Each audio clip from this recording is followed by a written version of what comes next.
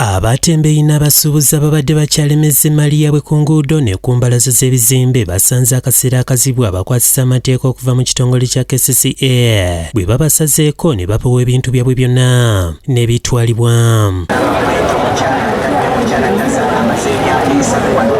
Batandikidde ku mwala gw'e Nakivubo era eno kabuze katabakubagane n'abayaayi abasangiddwa nga bakolerako yadde ng'oluvannyuma babasinzizza amaanyi era ne bapewa ebintu byonna bye babadde nabyo.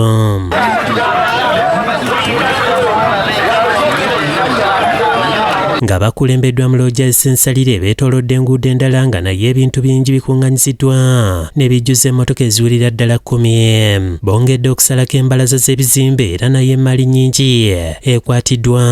Wabula waliwo abamu ku bantu abakwatiddwa olw'okulwanagana n'abasirikale ba KCCA. Kinajjukirwa nti mu biseera bya Ssekukkulu abadde akulira KCCA ow'ekiseera Frank Rusanyakaana yawa abatembeeyi akalembereza okutundira emmali yaabwe ku nguudo. Kyokka yadde nga n'ennaku ez'abaweebwa zibadde zaggwako bano basigala bakakkalabiza emirimu gyabwe ku nguudo. Bayanziza KCCA okutuwa ebbanga lye tumaze ku nguudo nga tukola lya wiiki emu era tuli basanyufu nnyo kubanga tukoze. Kyokka abatwala abatembeeyi n'abakulira abasuubuzi bavuddeyo ne bawakanya ekya KCCA okubagwamu nga tebasoose kubalabula.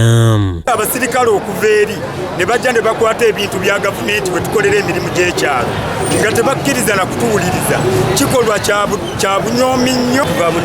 Twakava mu byalo tulina ebizibu bingi ebizibu akasente kabuze tunoonya sente z'abaana kudda ku masomero ate ebyaffe babikutte batukwatanga. William Buyondo yakusakidde eggulire lino ku lwa Bukedde TV.